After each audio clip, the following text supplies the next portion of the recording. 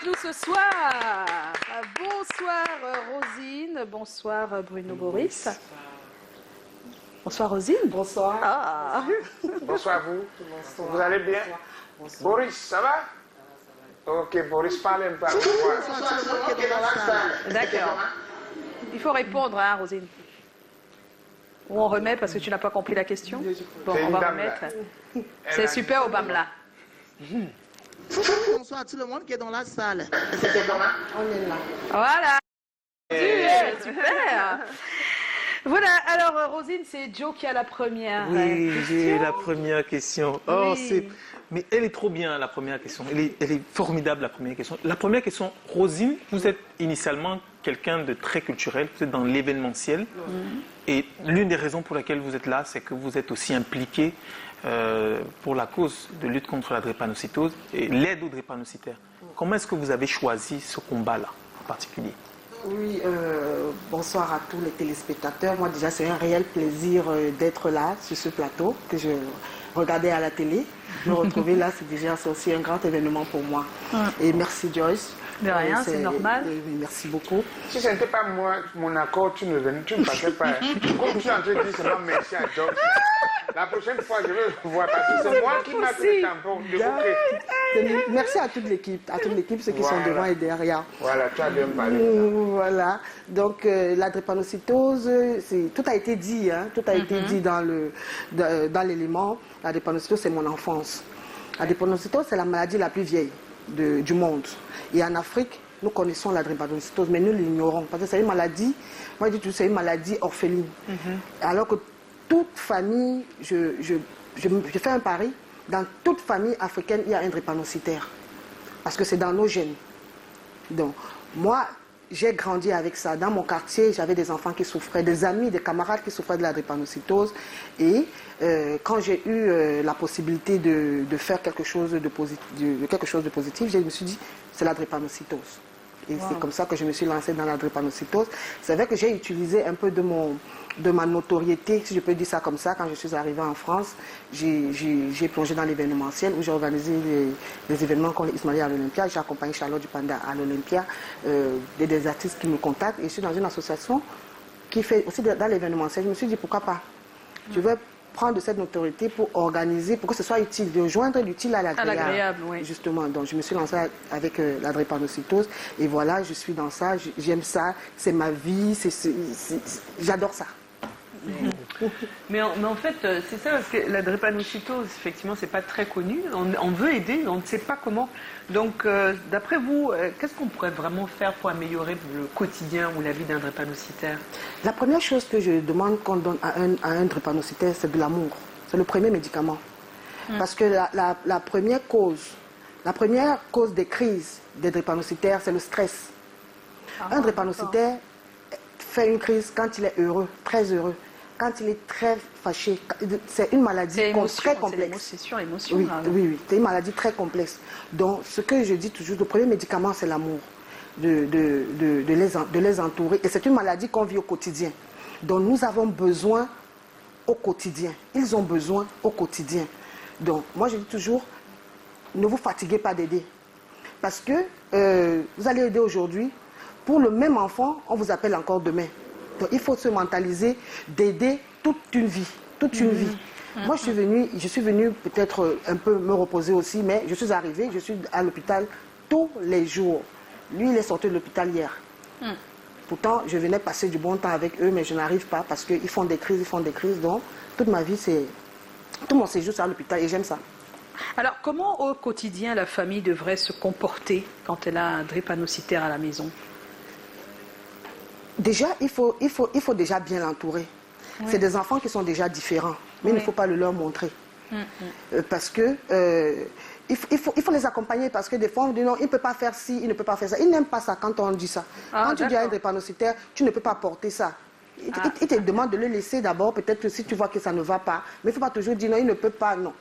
Ils aiment qu'on les considère aussi comme les autres. Exactement. Ils aiment quand on les considère comme les autres. Donc il faut les considérer comme les autres, en les accompagnant. Oui, en les accompagnant. Voilà. Bruno il peut nous dire un petit peu comment... Oui, justement, sa question arrive. Sa question arrive. Bon, je voudrais savoir, qu'est-ce qui fait exactement votre association? ce qu'il fait, comment nous... Qu'est-ce que fait l'association en ce moment? Qu'est-ce qu'elle fait exactement, l'association? La sensibilisation, Oui. la sensibilisation, parce que je dis toujours, il faut faire le test d'électrophorèse. Il faut faire des tests d'électrophorèse quand on se met en couple. Parce que généralement, les gens veulent faire le test quand ils veulent faire un enfant. Non. La décision se prend avant de se mettre en couple. En couple, oui. Parce que dès que vous êtes mis en couple, vous aurez du mal à vous séparer si on vous dit que vous êtes tous porteurs que vous êtes tous SS. Si vous avez...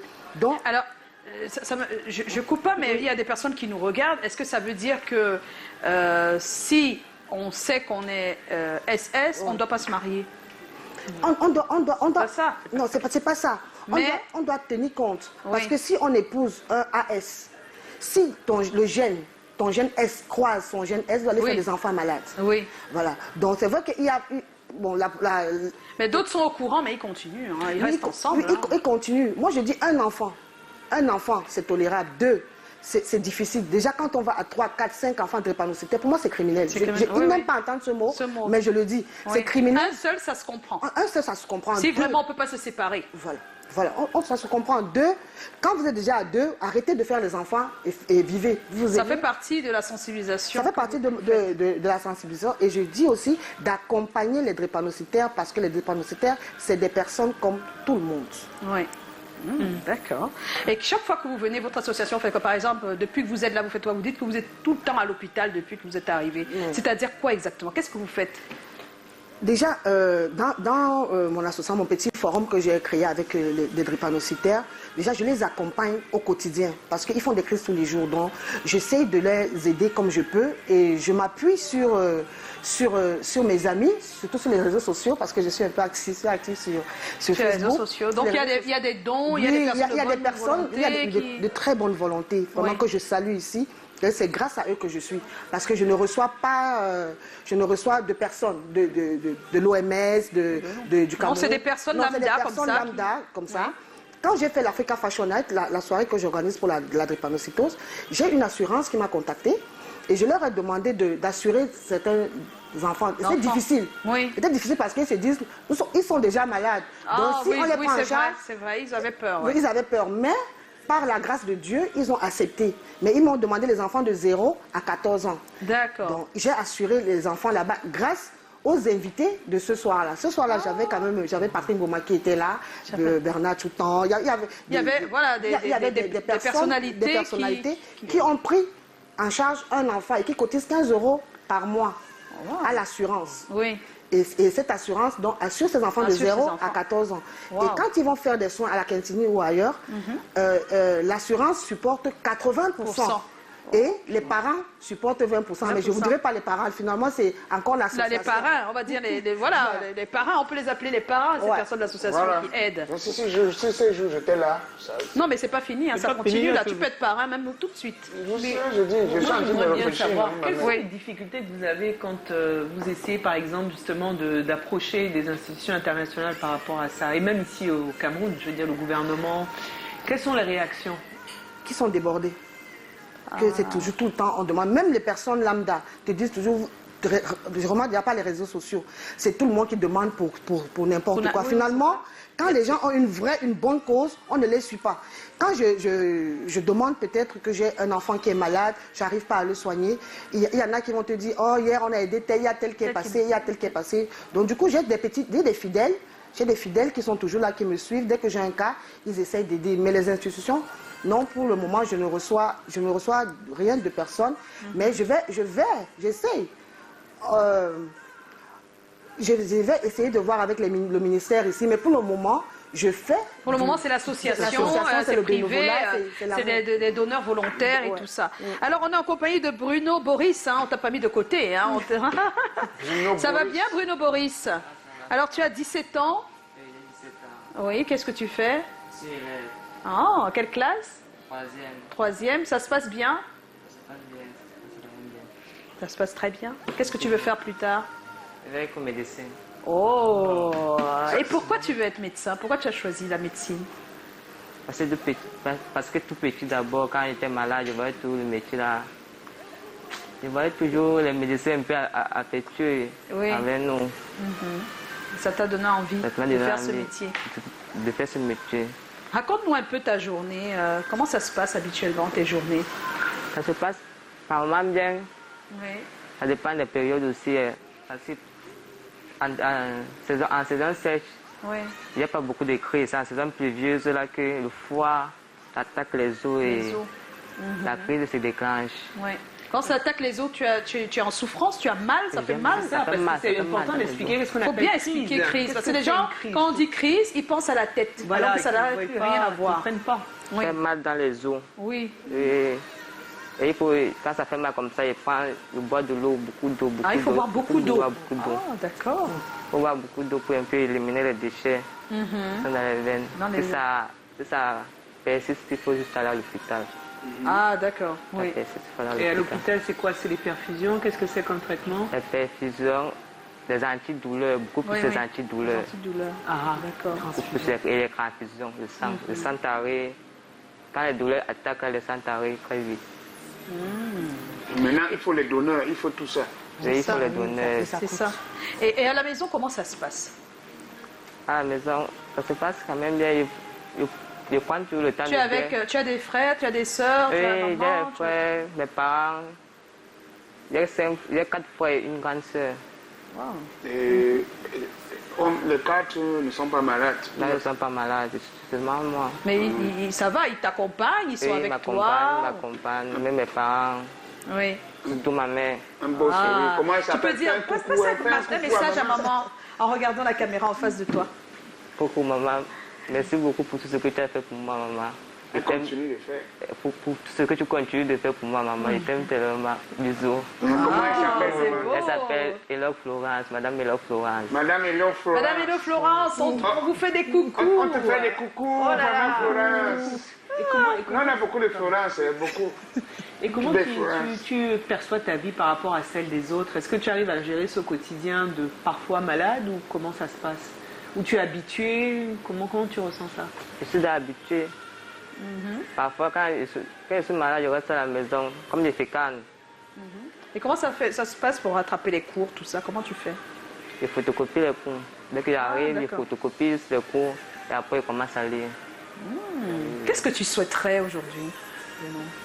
Je souhaiterais passer mon examen, comme je suis en cas d'examen, et que le Seigneur donne beaucoup de force à maman Mémie de pouvoir continuer et évoluer cette association ARECAF. L'association ARECAF, qu'est-ce qu'elle t'apporte tout le temps?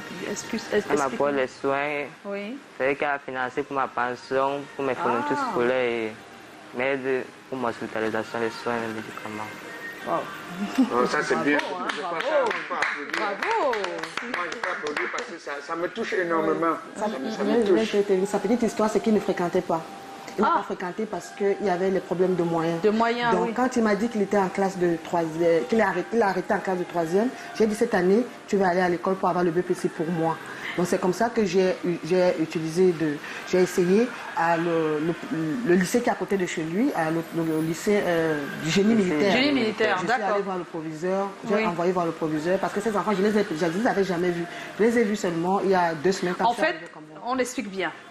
Tu as fondé une association, tu aides les personnes drépanocytaires, tu les aides des fois à distance sans les voir, ça peut arriver, et il y a des moments où tu viens et tu rencontres certains.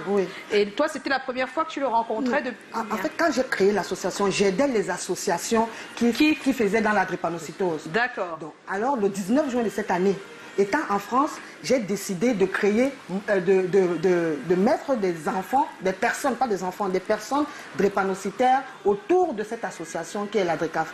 Donc j'ai créé cette association étant en Europe. Donc je suis donc venue parce qu'après ça, j'ai préparé leur rentrée scolaire. Oui. Donc j'avais fait des bons dans une librairie de la place, ils allaient chercher des livres là-bas. Donc je suis arrivée faire une remise solennelle. Ça m'a permis de rencontrer les membres de mon association. Ah d'accord, que tu n'avais pas rencontré depuis... Que je n'avais pas vu physiquement. Physiquement. En fait, c'est ça. Et il faisait partie. Il faisait partie de cette association. Déjà, on était déjà dans le forum où je discutais avec lui. Il m'a dit, qu'est-ce que je veux faire? Il m'a dit, je veux aller à l'école. C'est comme ça que je l'ai inscrit. J'ai pris en charge de l'inscrit, de payer sa scolarité, de payer ses fournitures et qu'il aille à l'école. Sauf que il a eu des petits boutons qui sont sortis parce qu'en dehors de la drépanocytose a beaucoup de complications. Ah bon? Il a une tuberculose osseuse qui attaque sa colonne vertébrale.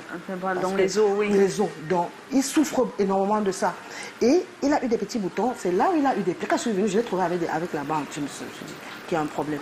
C'est là il m'a dit les petits boutons sont sortis. Il n'arrive même pas à écrire. Donc, en photocopie, c'est court. Il lit. Il est très intelligent.